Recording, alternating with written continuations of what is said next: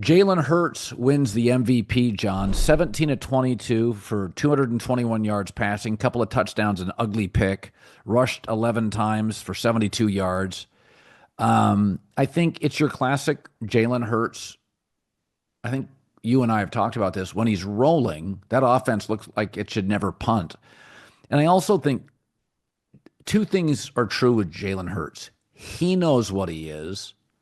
And I think the Eagles determined what he was about game 6 or 7. Remember, they lost earlier in the season to Atlanta. Yeah. I think it takes people time to figure out what they are themselves and then teams to figure out what you are. And I think him throwing the ball 22 times and running at 11 is perfect. That is, and a tush push. That is exactly what Jalen Hurts should do.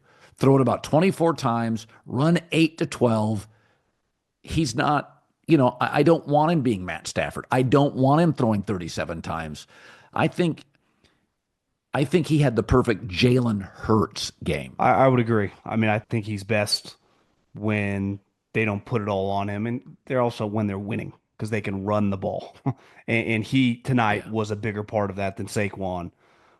Hit me tonight. There was a visual of Patrick talking to Carson Wentz on the sideline. I think late in the third quarter. Yeah. It's like at one point in time, Jalen came in, essentially Wally pipped this guy. They booted him out, and now he's winning the Yeah. MVP with that guy watching as the backup. I mean, what? How crazy is this league? That I mean, this guy was drafted number 2 overall. They gave him $100 million, and then not that many years later, Jalen gets put in the same situation, highly criticized, but figures out a way to become Super Bowl MVP. I I never would have thought he would have been this good when he was coming out, and I watched a lot of him at Oklahoma. Obviously, he's improved greatly throughout his time in the NFL. I still think sometimes, he can be a little. Sometimes when he's in the pocket and he doesn't see it right away, kind of, he kind of feels lost. But tonight he was completely under control, and when he's under control, and for whatever reason the Chiefs weren't getting home, like sometimes he takes some bad sacks. His running ability is a pretty huge added dimension for his game. And then when his deep ball's on, he's a tough player to play. And because their receivers are so good, I'm telling you, when he hit that first ball to AJ, I was like, whoa, he's feeling confident tonight because he hit him in stride. And then the rest of the Yep. night he never missed. Yep. But congratulations to a guy. You play in Philly, and I think he'd tell you, like, I played for Nick Saban for 3 years. Like, I'm used to getting screamed at all the time. Like, I've heard it all. I heard it all Yeah. by the time I was 21 years old. So, not an easy town to play in, man. And he's handled it pretty well. Yeah, I think, it's the old saying about inner scoreboard, outer scoreboard. I think he's the classic inner scoreboard guy. You see a lot of pro athletes flex or entertainers, and deep down they're just wildly insecure. Jalen Hurts never has to brag. I think it just shows you the inner scoreboard, the inner confidence he has, is he doesn't have to constantly project. He doesn't care what people think. And I think there's that simmering confidence that in any profession, Saban talked about this for years. Warren Buffett's talked about this. There's a lot of talkers. And then there's the guys that they're just really good. They know they're good. They don't have to tell you. And I think that's Jalen Hurts. I think Jalen Hurts looks at himself deep down and goes, you know what? I know what I'm good at. I squat 600 pounds. I'm mobile. I'm smart. I'm hardworking. And I'll say it. There are some routes in this league. He throws a beautiful sideline ball. A beautiful. And by the way, tonight he hit on a deep ball, as Brady said during the broadcast. That's a throw of a lifetime. Like that was a perfect seed down the Yeah. field. If I would have told you 10 years ago the Eagles would have 2 Super Bowls with Nick Foles and Jalen Hurts, who would have thought? I mean, it's just that's the crazy part about football is, Nick wins one as a backup Well, quarterback. Jalen's drafted in the second round. People thought it was an insane pick because they had Carson Wentz. A couple years later, they built the whole franchise around him, and now he's a Super Bowl MVP. I mean, it just what did what did Jerry Krause say? Franchises win championships. And I think the Eagles are a very good example of that because they truly have won it that way as a team. Where I think sometimes, the Chiefs can be very Andy, Spags, Mahomes Yes. dependent. The two Yeah. coaches, the schemes, and the quarterback doing stuff. Where the Eagles is like all their guys.